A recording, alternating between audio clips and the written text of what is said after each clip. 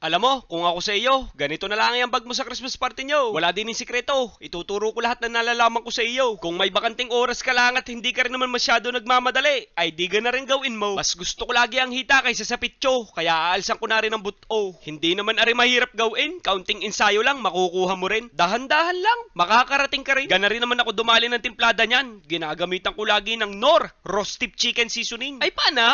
Ay di bahala ka na! Chicken powder na may nakalahok na bawang na sa lasa niya. At syempre, Knorr liquid seasoning. Ay paana?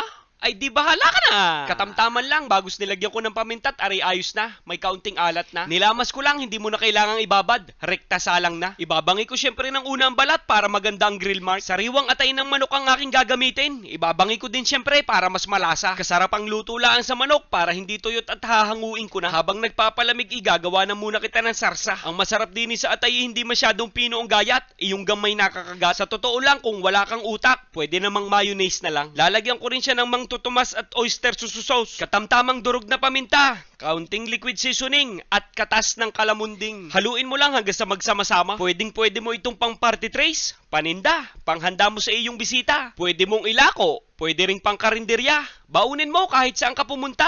Pag sumimba ka sa Quiapo, o kaya magpiknik ka sa Luneta. Pero hindi nga, walang halong biro. Masarap ito ulam, pero mas masarap kung pulutan. Daig mo pa natik balangan. The best in the West, ala Tito Bert's na chicken dinakdakan. Ikakasa ko na lang rin ng isang makisig-kisig. Para nga tudugayak, ika nga na nga yung kumparing Jujit.